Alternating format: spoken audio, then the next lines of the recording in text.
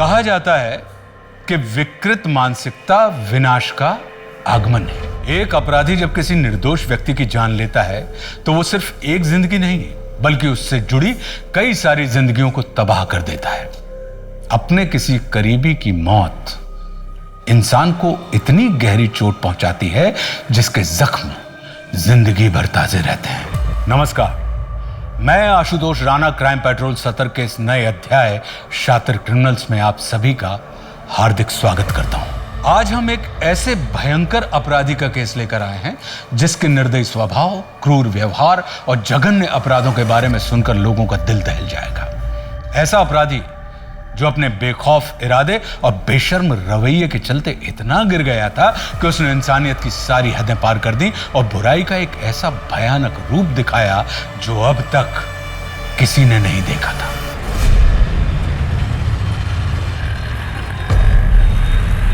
मनीष, तू गप्पा बसा। लेकिन आई तू ऐसा कर कैसे सकती है? प्रॉपर्टी माझी है, इसमें से मैं तुझे कुछ भी नहीं देने वाली हूँ। अरे अगर ये जमीन तेरे नाम पे कर देना तो तू उसे भी बेच के खाएगा। पहले 2 रुपए तो कमा के दिखा मुझे, हैं? अक्खा दिन नवालीगिरी करते घूमता है। तेरे को पहले ही बोल रहा हुआ, उस जमीन पर मेरा भी हक है। चुपचाप उसे मेरे नाम पे कर दे वरना तुझे घर से बाहर निकाल दूंगा, समझी? तू मुझे घर से बाहर निकालेगा? ये मेरा घर है और ये हरकत फिर से की ना, मैं तुझे घर से बाहर निकाल दूंगी। आंटी आप ठीक तो है ना? पागल हो गया? अपनी माँ पे हाथ उठाता है। अबे तू होता कौन है रे हमारे घर के बीच में बात करने वाला? वो तो आई की मेहरबानी है करके तू यहाँ रह रहे, समझा ना? मेहमान है, मेहमान की तरह रहे। मनीष देख बोल रहा हूँ, अगर दोबारा ऐसी गलती की ना पुलिस में कंप्लेन कर दूंगा। अबे ये धमकी किसी और को देना, समझा क्या? पुलिस में कंप्लेन करेगा, जा कर लेना जो करना है। खून आ गया है, आइए मैं दवाई लगा देता हूँ, आ जाइए। कितना खून निकला। कोई अपनी माँ पे हाथ उठाता है क्या? और आप कब तक ऐसे सहती रहेंगी? अरे वो हमारी कोथरूड वाली जमीन है ना, वो मैंने मेरी बेटी सीमा के नाम कर दी और मनीष को ना पूछा ना बताया, इसलिए वो नाराज हो गया है। गलती तो मेरी ही है ना। गुस्से में हाथ उठाना मनीष की गलती है। कब तक आप उसकी गलती को अपनी गलती बोलकर ऐसे सहती रहेंगी? भगवान न करे कल के दिन कुछ हो गया तो? सरला आंटी, ये क्या हुआ? कैसे लगा ये? आप ठीक हो ना? अरे काव्या बेटा, बस वो मैं फिसल गई और मुझे चोट आई, लेकिन पंकज ने देखो ना पट्टी करके दी है मुझे। फिर झूठ ना, ये मनीष ने किया है ना? मेरे ही पिछले जन्म के कुछ भोग होंगे जो तुम दोनों मेरे बच्चे नहीं हो। आंटी हम बच्चे ही तो हैं आपके। देख सीमा, मैं तुझे प्यार से बोल रहा हूँ, वो जमीन चुपचाप मुझे वापस कर दे। काव्या, हाय काव्या। शट अप मनीष, तुम्हारे जैसा गिरा हुआ इंसान मैंने आज तक नहीं देखा है। चलिए आंटी।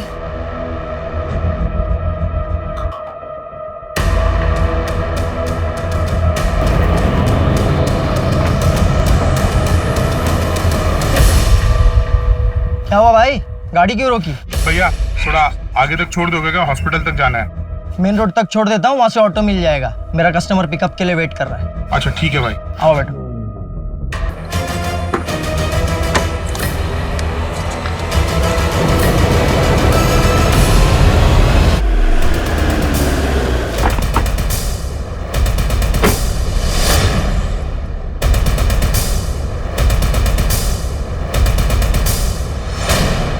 आइए सर। सर ये बब्बन है और ये दिलीप, दोनों को सेम तरीके से मारा गया, गले की नस काट के। और सर ये देखिए, इन कार्टन्स में कच्ची दारू भरी पड़ी है। कार्टून में कच्ची दारू मतलब कुछ तो इलीगल काम हो रहा था यहाँ पे। सर बब्बन की लाश हमें इस पेड़ के पीछे मिली थी और दिलीप की लाश वो पत्थर के पीछे। इधर आइए सर। राज। सर ये विजय कच्ची शराब की भट्टी का सुपरवाइजर है।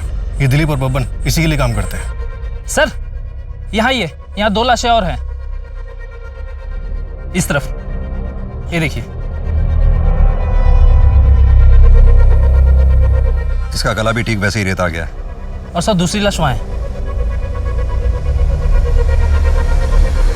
सर ये तो चंदू है, लोकल स्मगलर, हमारी वांटेड लिस्ट में भी है ये। और सर एक बैग भी मिला है।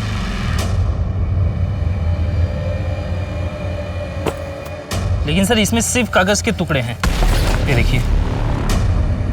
जोशी, इसका मतलब यहाँ स्मगलिंग हो रही थी और ये चंदू अपने सामने वाली पार्टी को धोखा देने वाला था, इसलिए इस बैग में पैसे होने चाहिए थे और कागज के टुकड़े। मतलब ये लोग आपसी मुठभेड़ में मारे गए? नहीं जोशी, 2 बॉडीज यहाँ मिली हैं, बाकी की बॉडीज वहाँ मिली हैं।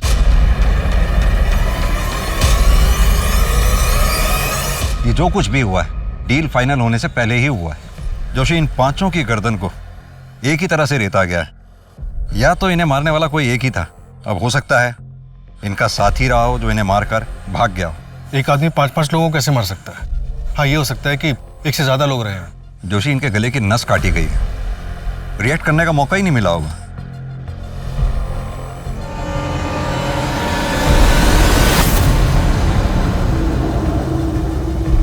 राज,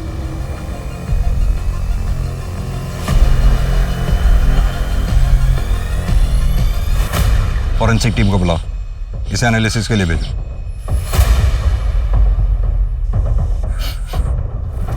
जोशी, तुम्हें कुछ गंध सी नहीं आ रही, जैसे कोई खुशबू इत्र वगैरह की हो? आतर हल्की हल्की आ तो रही है। सर यहाँ पीछे वाले रास्ते पे भी एक लाश मिली है। सर कंट्रोल रूम से इंफॉर्मेशन मिली है, राजेंद्र नगर के बैक रोड पर एक कैब खड़ी है, उसमें खून के धब्बे हैं।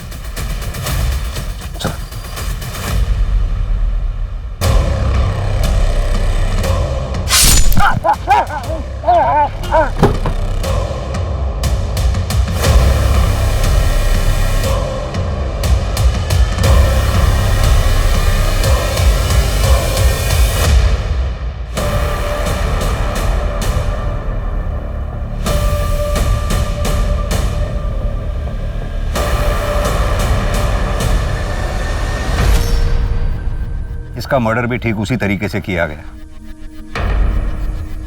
जंगल से यही एक पहली रोड आती है जो मेन रोड की तरफ जा रही है। ये इत्तेफाक नहीं हो सकता। गावड़े, एक काम करो, आसपास के घर में पता करो कहीं सीसीटीवी लगा हुआ या किसी ने कुछ देखा हो। शर्मा, इन लोगों की स्टेटमेंट ले लो और यहीं रुकना, मैं कैब देख कर आ रहा हूं।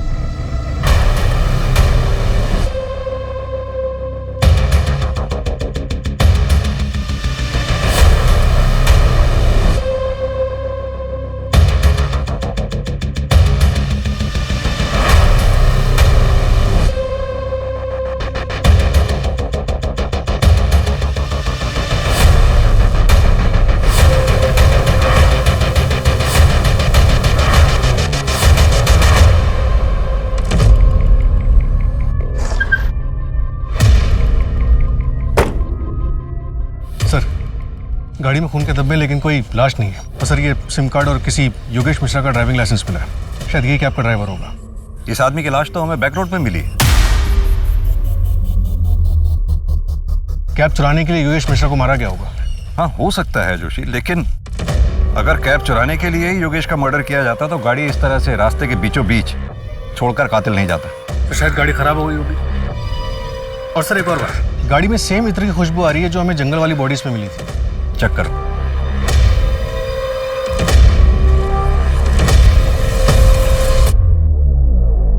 सर गाड़ी में डीजल खत्म है।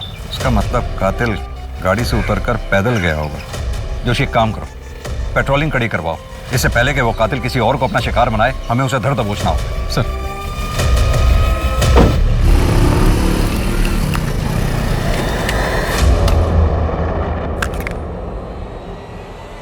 अरे भाई साहब, अरे भाई साहब क्या हुआ? अबे अबे पागल हुआ क्या?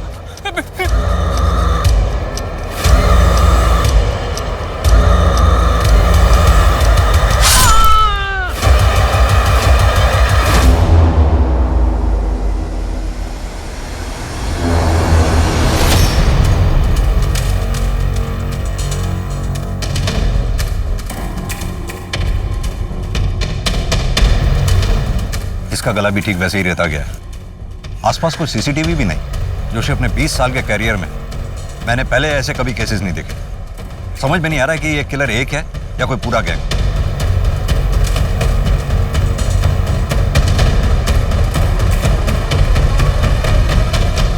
सर ये दवाइयों का बिल है।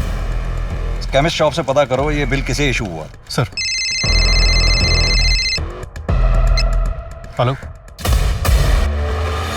क्या?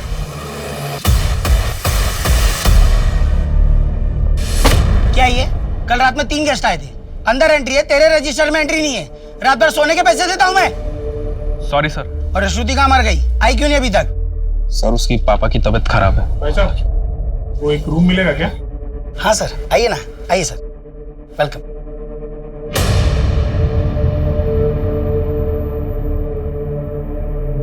नाम क्या है sir? Lucky Tiwari. Sir Aadhaar card please.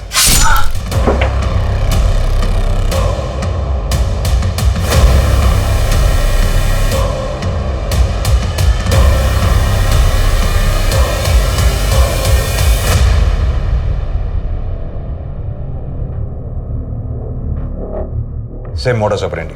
Sir सुबह 8:40 की लकी तिवारी के नाम से एंट्री है, लेकिन कोई आईडी प्रूफ नहीं है।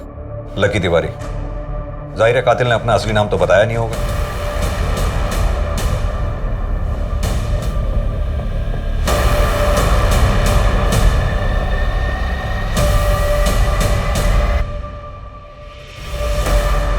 सर कोई सीसीटीवी नहीं है, कुछ समझ नहीं आ रहा सर। एक दिन में 9 मर्डर करके ये किलर आखिर प्रूफ क्या करना चाहता है? वही तो जानना है।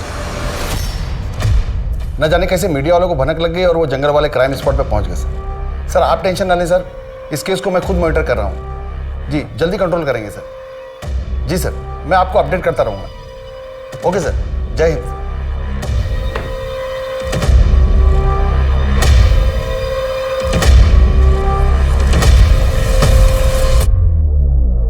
इस हत्याकांड के इन्वेस्टिगेटिंग ऑफिसर से मेरी बात कराओ तुरंत। और हाँ, उस विजय सिंह की पूरी डिटेल चाहिए मुझे। अरे विजय, क्यों भड़का रहा है लोगों को मेरे खिलाफ? भड़का नहीं रहा हूँ शेट्टी साहब, उनको उनका हक दिला रहा हूँ जो आप नहीं देना चाहते। कौन बोला है? 1 महीने का पगार एक्स्ट्रा दे रहा हूँ, समझा ना? और तू ज्यादा लीडर मत बन। लीडर बनने का कोई शौक नहीं है मुझे। 3 महीने का पगार दे दीजिए, वरना क्या? वरना क्या? जानता है मैं कौन हूँ? हाथ मत लगाइए शेट्टी साहब, वरना अंजाम अच्छा नहीं होगा। अंजाम तो बेटा मैं अब तुझे दिखाता हूँ क्या होता है। क्या? कच्ची दारू? नहीं सर, वो मैं पहले करता था, अभी वो बंद कर दिया। अभी सिर्फ देसी दारू, वो भी लीगल है सर। ये कच्ची दारू का धंधा विजय करता होगा सर, मेरे पीठ पीछे। विजय के साथ झगड़ा हुआ था तुम्हारा? हाँ सर, वो विजय मेरे वर्कर्स को मेरे खिलाफ भड़का रहा था, लेकिन उसके इस काले धंधे के बारे में मेरे को कुछ नहीं पता। ये हाथ पे निशान कैसा है? ये सर वो राखी बंधाई थी, टूट गई। क्यों सर?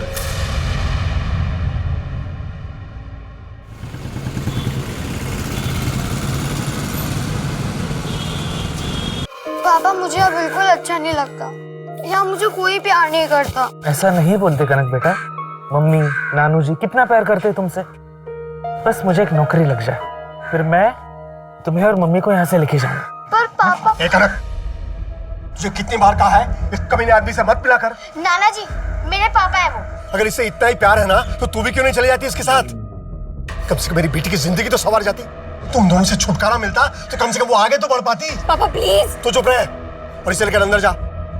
चल अंदर जा। और तू दोबारा यहां कदम में मत रखना, वरना मुझसे बुरा कोई नहीं होगा। हट।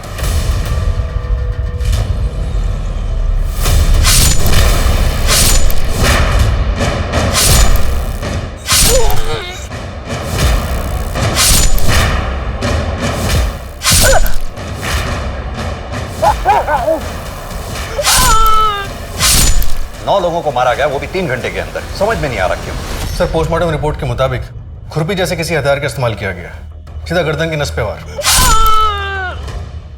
खुरपी? ये मर्डर वेपन कुछ अजीब नहीं है? सर दिलीप, बब्बन, विजय और योगेश, इनकी जो गर्दन की नस काटी गई उसका जो कट है वो काफी खुरदुरा है। और इन्फॉर्मेशन के लिए डिटेल रिपोर्ट मंगवाई है। और सर गिरीश के घर वालों से बात हुई, उन्होंने बताया कि गिरीश अपने घर से बाइक लेके निकला था जो गायब है। सर उसके नंबर प्लेट से उसे ट्रैक करने की कोशिश कर रहे हैं। जोशी, इस जंगल वाले हत्याकांड में एक्चुअल टारगेट कौन था इसके बारे में पता लगाना हमारे लिए बहुत जरूरी है। सर विजय दिलीप और बबन का बॉस था। हो सकता है उसी के साथ किसी ने दुश्मनी निकाली हो। विजय की पत्नी नंदा से बात हुई, उसे इस दारू की स्मगलिंग के बारे में कुछ नहीं पता। और रही बात योगेश और गिरीश की, ये दोनों मुझे मेन टारगेट नहीं लगते। इनका किलर को मिलना इत्तेफाक हो सकता है। अब बाकी बचे वो लोग, लॉज का मालिक रोहित तोमर और वहां का सिक्योरिटी गार्ड गणेश, उनके बारे में कुछ पता चला? सर रोहित की पत्नी अभी शहर में नहीं है, कल तक पहुंचेगी। बाबा बाबा आई खाना खाने बुलाई। अबे नालायक, सब बिगाड़ दिया ना तूने।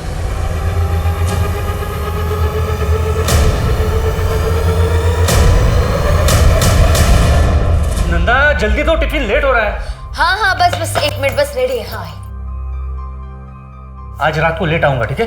ठीक है, बाय बाय।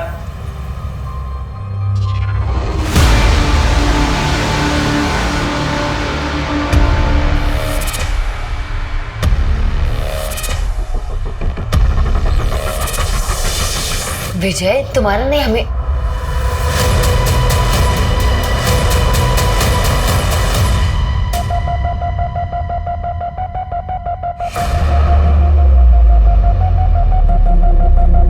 नंदा, कब तक हम विजय से ऐसे ही छुप छुप के मिलते रहेंगे?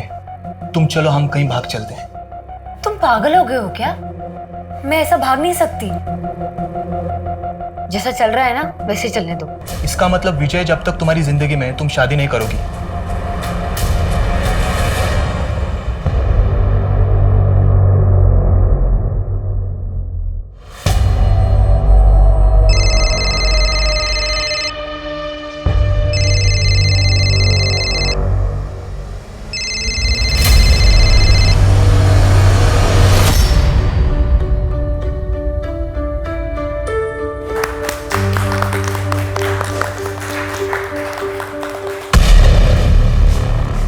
अरे वाह,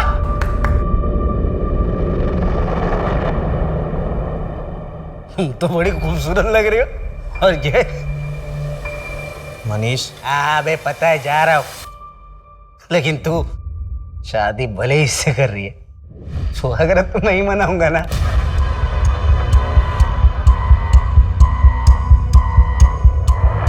हेलो, ये धीरज राहु काल बन के मेरी बेटी कृष्णा की जिंदगी में आके बैठा हुआ है।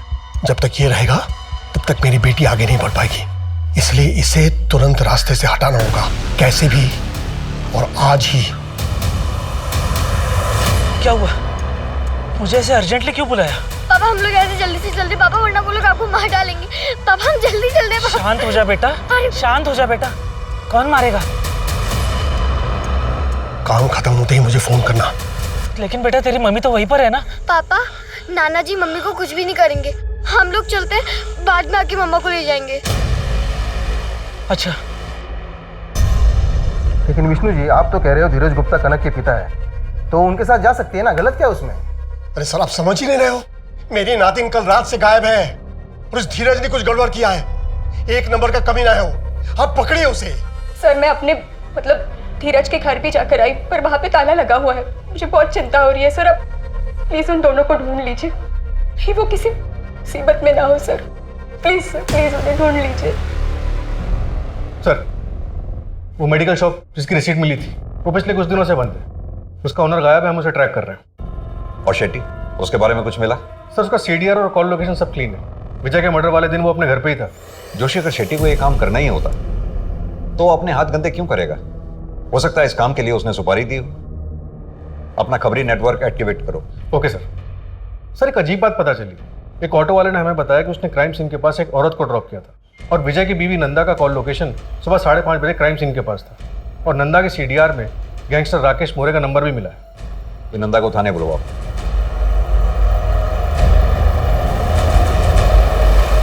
सर वो जो कैब में सिम कार्ड मिला था वो किसी बंटी सिंह के नाम पे रजिस्टर्ड है, शिवाजी नगर का एड्रेस है। तुरंत वहां के लिए निकलो, शायद कुछ हाथ लगे। अरे मैं तो बस पूछ रही हूँ आप कब तक लौटोगे? जैसे ही काम खत्म होता है घर आ जाऊंगा। अब मेरा दिमाग पर। हेलो, क्या हो गया? हेलो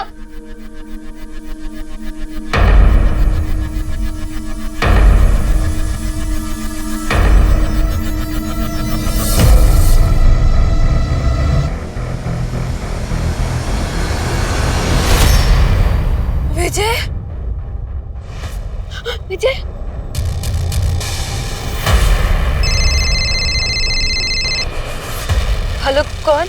हेलो नंदा, मैं बोल रहा हूँ। राकेश, तुम कहाँ हो? मैं कब से तुम्हारा फोन ट्राई कर रही हूँ, तुम्हारा फोन बंद है। वो सब मैं मिलके बताता हूँ।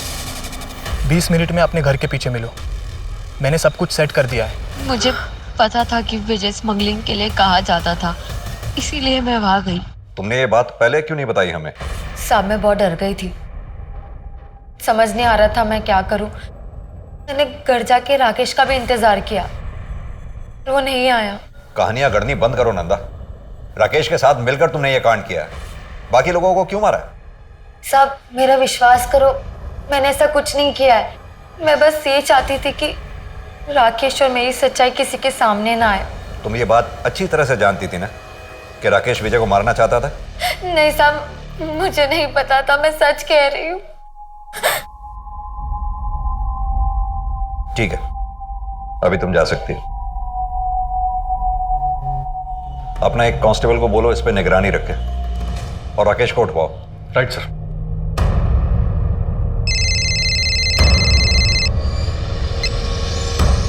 जय हिंद सर। केस का क्या स्टेटस है सिंह? सर, ये विजय कच्ची दारू स्मगल करता था। हम स्मगलिंग का एंगल भी इन्वेस्टिगेट। नहीं, मुझे नहीं लगता कि विजय की वजह से इतने मर्डर हुए होंगे। तुम बाकी विक्टिम्स पे ध्यान दो। हाँ सर, बाकी एंगल भी स्टडी कर रहे हैं हम सर। और वो स्मगलिंग वाले एंगल में ज्यादा घुसने की जरूरत नहीं है, वहां कुछ नहीं मिलेगा तुम्हें। Okay sir. जय हिंद सर।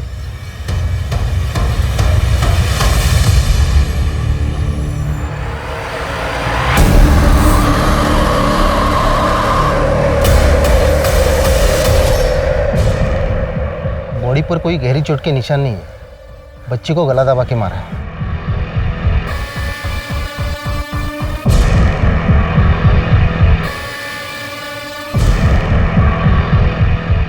बॉडी पे चोट के निशान तो नहीं है, शायद ये खून धीरज का ही है।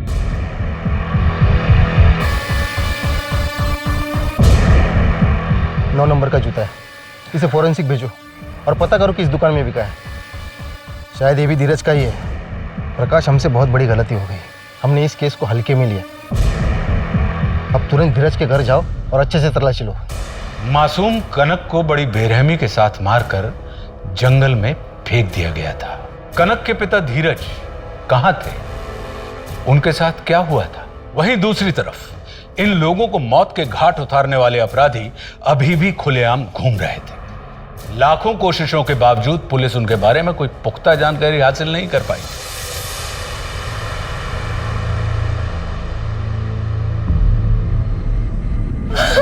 कनक, बच्ची, उठो ना मेरी बेटी, क्या हो गया तुझे?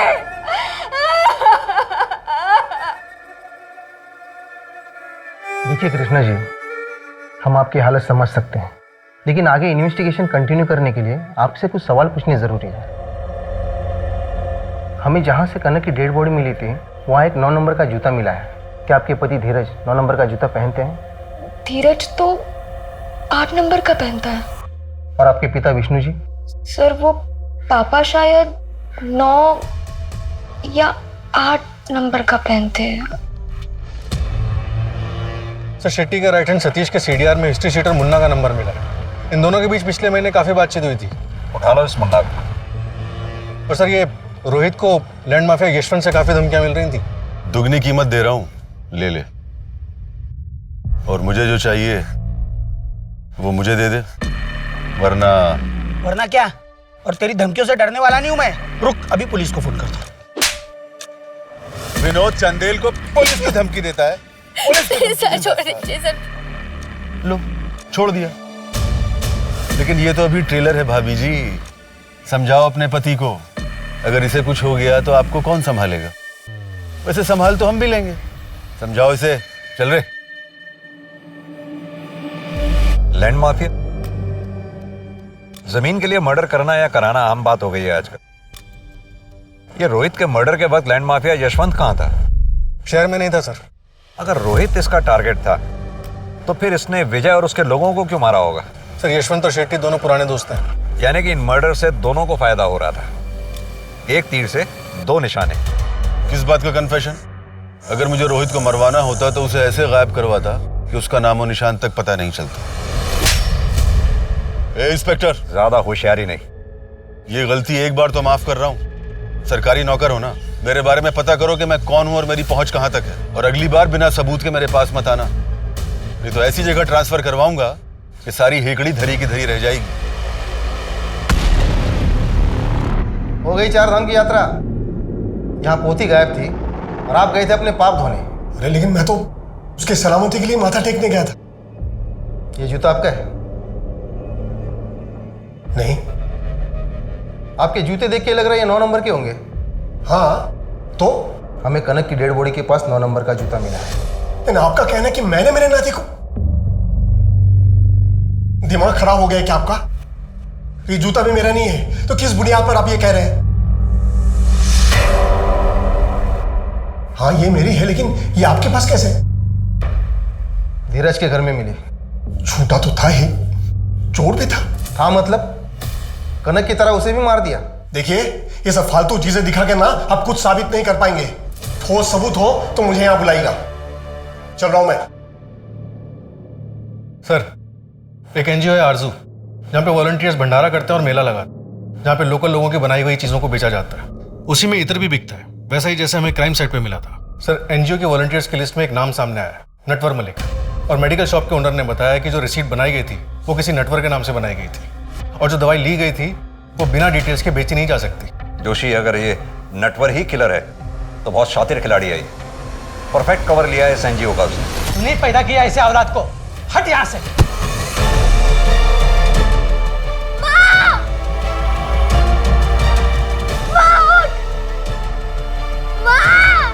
मेरे आने पर यहाँ दिखना नहीं चाहिए, वरना तेरा भी ऐसा ही हाल करूंगा। चुपचाप पेपर पे साइन कर दे, समझे ना? तर तुम्ही कुठे साईन करणार नाहीये. मी माझी प्रॉपर्टी तुझ्या नावावर कधीच करणार नाही. साइन कर वरना मैं तेरी जान ले लूंगा, समझी ना? साइन करनी है कि नहीं तू? मनीष, तू छोड़, क्या कर रहा है? छोड़ मनीष, मत कर। अरे पंकज, मनीष नहीं, मर जा फिर तू। मनीष छोड़।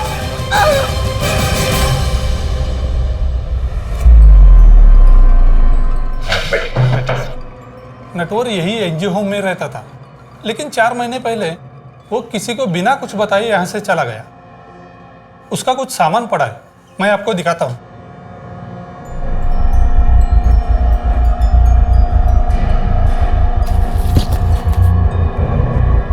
उससे कोई मिलने भी आता जाता था यहाँ? उसका एक दोस्त था, वो भी कभी कभी यहाँ वॉलंटियरिंग करने आता था और दोनों साथ में ही रहते थे। उसके दोस्त की या उसकी कोई फोटोग्राफ या डिटेल होगी आपके पास? ऐसे वॉलंटियर्स की कोई डिटेल्स हम नहीं रखते। एक बात बताइए, आपके एनजीओ के स्टॉल पे जो इत्र बिकता है, कौन बनाता है उसको? एक बूढ़ी औरत है, यही पास वाले गांव में रहती है। नटवर का दोस्त रॉय वही उनसे इत्र लेकर बेचता था। नटवर बहुत ही सीधा साधा आदमी है, वो यहाँ बस सिर्फ सेवा करने आता था और बस अपने काम से काम रखता था। गरीबों को खाना खिलाकर बहुत अच्छा लगता है, उनकी मदद करता हूं तो सुकून मिलता है। एक नया दोस्त बना है, मेरे जैसा ही है, शायद एक नए रिश्ते की शुरुआत है। मिलकर दूसरों की मदद करेंगे। लोअर मिडिल क्लास का लड़का लगता है, जिसके जनरल इश्यूज हैं, सोसाइटी की मदद करना, कम्युनिटी को खाना खिलाना। ऐसा लड़का किसी के मर्डर क्यों करेगा? सर, लेकिन इसकी डायरी हैंडराइटिंग एक्सपर्ट से एनालाइज कराने के बाद ये समझ में आता है कि इस आदमी का हाथ कांपता है। ठीक वैसे ही जैसे कुछ मर्डर विक्टिम्स के घाव क्लीन थे और बाकी लोगों के घाव एक सिरे से खुरदरे थे। सर, हो सकता है कि ये 2 अलग अलग लोग। कौन है? चंदू, चंदू। सर, डायरी के एंट्रीज में जगह जगह पे ये नाम यूज हुए हैं, बंटी, नटवर, लक्की, और भी नाम है, Ricky, Roy, mister A. Joshi, अभी जो नाम तुमने लिए उन नामों पर जरा गौर करो। Natwar, Bunty, lucky, Roy, mister A, ये जितने भी नाम हैं सभी फेमस फिल्म्स के फेमस किरदारों के, जो कॉनमैन थे, यानी कि ठग। हम अभी तक सुरागों में ही उलझे रहे। वो गाड़ी से मिलने वाला SIM card, ID proof, medical receipt, हमें उनसे कुछ भी हासिल होने वाला नहीं था, क्योंकि ये हमारे साथ खेल खेल रहा था। सर हमारे पास इन झूठे नामों के अलावा फिलहाल कुछ भी नहीं। एक बेनाम और बेशक्ल आदमी को ढूंढना बहुत मुश्किल है। हेलो। अरे सर, आप जितना टाइम मुझे देते हैं ना, उतना टाइम अपनी बीवी को देंगे ना तो आपकी पूजा करने लगेगी वो। कौन बोल रहा है? नटवर, लकी, रिकी, या मेरा असली नाम जानना चाहते हैं? कौन हो तुम? कहाँ हो इस वक्त? सर मैं जा रहा हूँ आपका शहर छोड़ के, भूल जाइए मुझे। किसके कहने पे तुमने ये सब मर्डर्स किए? मेन टारगेट कौन था तुम्हारा?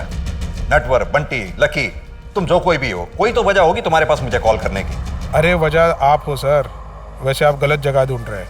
मर्डर की वजह घर के बगल में है। हेलो, घर के बगल में मतलब? सर मैं नंबर ट्रैकिंग पे डालता हूँ और जितने भी सस्पेक्ट्स हैं सबके नेबरहुड में देखता हूँ। कुछ नहीं हासिल होने वाला उससे। ये सिर्फ हमें गुमराह कर रहा है, खेल रहा है हमारे साथ। जोशी, इन नामों का सहारा लेकर अभी तक जितने भी क्राइम हुए उन सब की डिटेल्स चाहिए मुझे।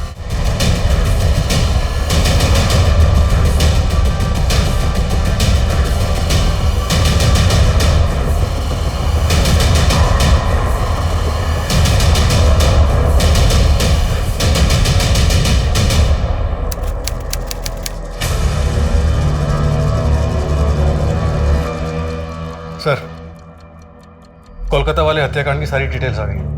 तुम्हारा कहने का मतलब है 19 मर्डर्स हुए हैं वहां? हाँ सर, वही है। सारे मर्डर्स एक ही तरीके से किए गए और सर एक फिंगरप्रिंट भी मिला है, लेकिन वो रांची वाले फिंगरप्रिंट से मैच नहीं करता। हो सकता है शायद दोनों पार्टनर्स के फिंगरप्रिंट्स हो। डेटाबेस चेक किया तुमने? किसी भी कॉन्ट्रैक्ट क्लियर के साथ कोई भी मैच नहीं हुआ। सिर्फ ये प्रोफाइल शॉट मिला धुंधला सा। जिस गली में मर्डर हुआ उसकी अगली गली में भागता हुआ दिखा था। काफी अंधेरा था। इसकी गर्दन पर कोई चोट का निशान है या फिर कोई टैटू हो सकता है। एक काम करो, ये प्रोफाइल फोटोग्राफ लैब में भिजवाओ और अपने सुपरविजन में क्लीन करवाओ। शायद कोई टैटू का डिजाइन मिल जाए। मिस्टर नटवर, कहां छुपे हो तुम?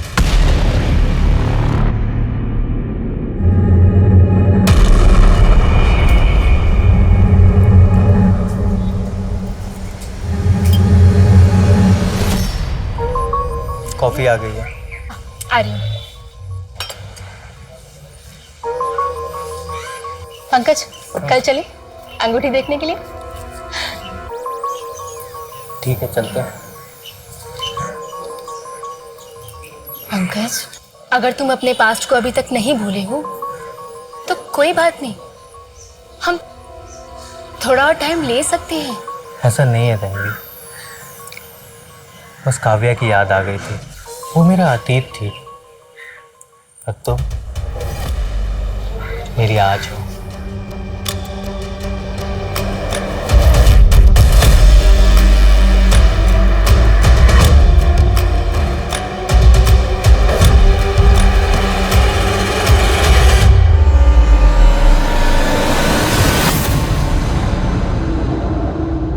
रुको, कहाँ जा रही हो तुम? मार्केट। और आप घबराइए मत, मैं वापस आ जाऊंगी। वैसे भी कहीं जाने के लिए अब कुछ बचा ही नहीं है मेरे पास। सर, पुणे के केस के बारे में पता चला है, लेकिन 2016 का है। कितने विक्टिम्स थे? 2। सरला दीक्षित, किलर की अपनी माँ, और उनके पड़ोसी काव्या दवे। अपनी माँ? ये कंफर्म्ड है? किलर का नाम है मनीष दीक्षित। ये रहा उसका फोटो। अपनी माँ के मर्डर केस में प्राइम अक्यूज्ड है। ठीक उसी तरह से खुरपी से मारा गया था। इनके साथ एक आदमी रहता था, पंकज, जो इस केस का प्राइम विटनेस है। सर पिछले 4 साल से पुलिस प्रोटेक्शन में। पुणे पुलिस ने उसे किसी दूसरे शहर में सेटल किया जब तक ये मनीष नहीं मिल जाता। इसकी फोटोग्राफ देश भर के पुलिस स्टेशन में सर्कुलेट कराओ। अपना खबरी नेटवर्क एक्टिवेट करो। 9 महीनों में पहली बार इस किलर को शक्ल मिली है।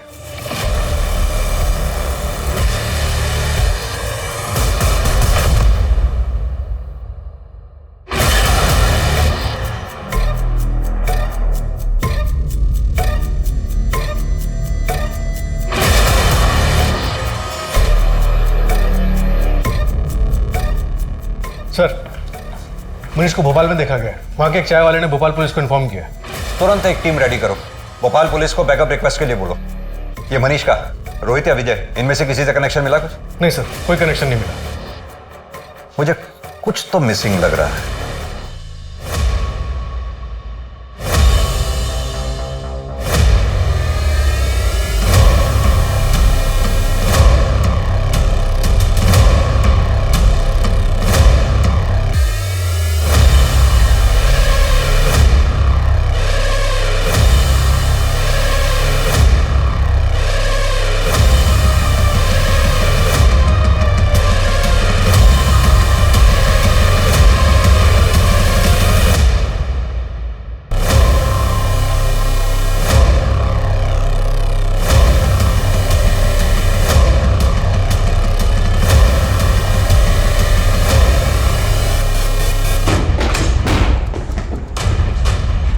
जोशी, गावड़े, उधर देखो।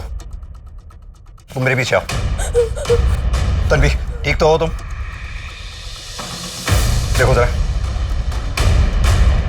कहाँ है जोशी?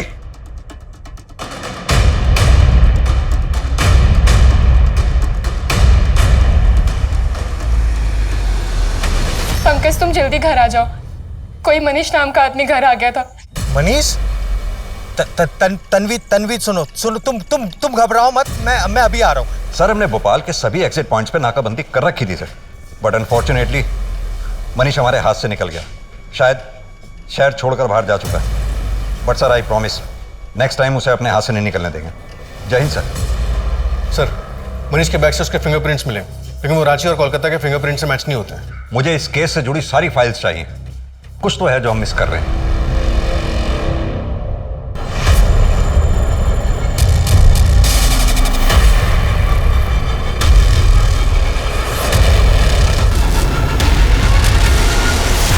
अरे गावड़े, मुंबई की फाइल नहीं, लखनऊ की फाइल चाहिए भाई। कहां हो तुम? इतनी महीनों से कड़ी मेहनत कर रहे हैं, प्रमोशन करवा दूं आपका? कौन?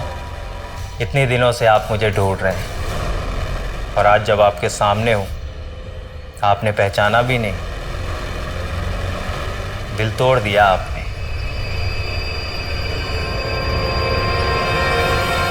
की डायरी हैंडराइटिंग एक्सपर्ट से एनालाइज कराने के बाद ये समझ में आता है कि इस आदमी का हाथ कांपता है।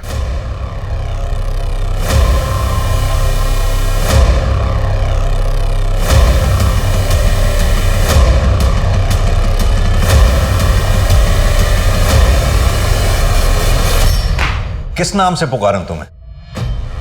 आपके साथ अपना सा लगता है, भले ही दूर का हो, पर रिश्ता लंबा सा लगता है।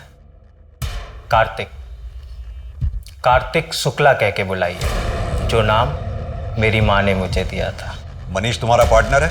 मेरा पार्टनर तो कोई और है। मनीष तो मुझसे बदला लेने आया था। बदला? अपनी माँ का बदला लेने? काफी स्मार्ट हैं आप, इसीलिए तो आप मुझे पसंद हैं।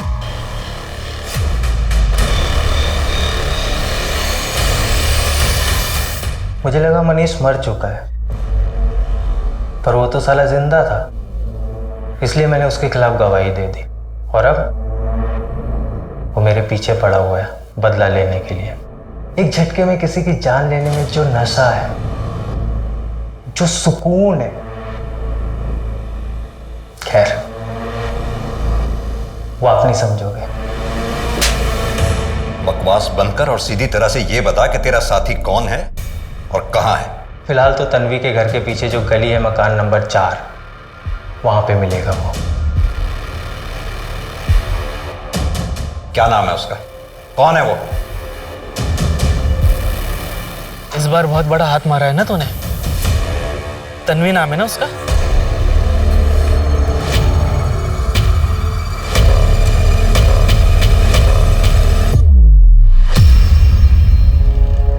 बेटा मुझे माफ करना, तेरी नानू को ऐसा फंसाऊंगा कि पूरी जिंदगी जेल में सड़ेगा वो।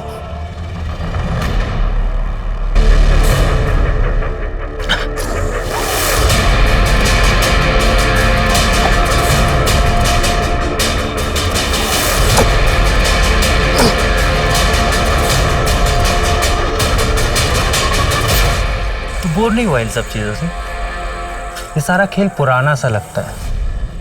अब लोगों को मारना इतना आसान हो गया है, कोई मजा ही नहीं रहा यार अब इन सब चीजों में। तुझे आना है तो आ, वरना मत आ। मैं अकेले हाथ साफ कर लूंगा उस पर। चल ठीक है, कल का प्लान करते हैं।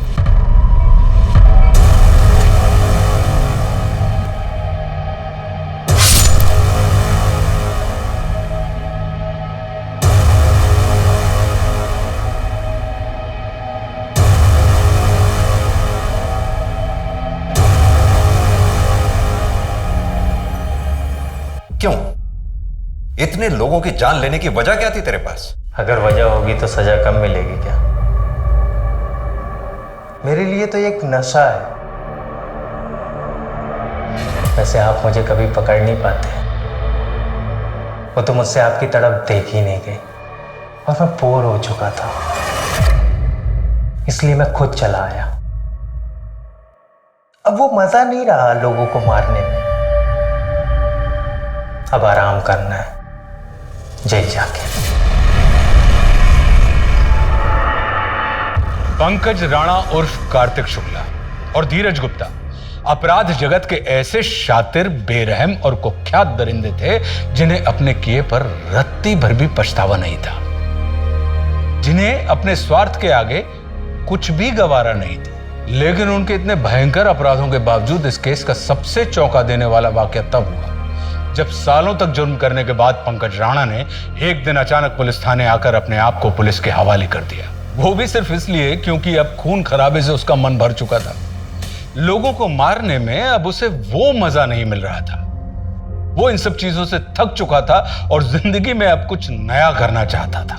ये वाकया अपने आप में रोंगटे खड़े कर देने वाला है और हमें ये सोचने पर मजबूर कर देता है कि इस दुनिया में ऐसे भी लोग हैं जिनके लिए लोगों की जिंदगियों से खेलना सिर्फ एक खेल है जो उन्हें रोमांचित करता है। भावनाओं में बहकर एक अजनबी पर भरोसा करना बिल्कुल भी उचित नहीं हो सकता। किसी की सच्ची मंशा को जानने के लिए सतर्क दिमाग का इस्तेमाल करना बहुत जरूरी होता है। अब मैं आशुतोष राणा आपसे विदा लेता हूं। हम फिर मिलेंगे एक ऐसी ही कहानी के साथ जो आपको रखेगी सतर्क और जिंदगी को सुरक्षित। तब तक अपना और अपने परिवार का ख्याल रखिए और देखते रहिए क्राइम पेट्रोल सतर्क। जय हिंद।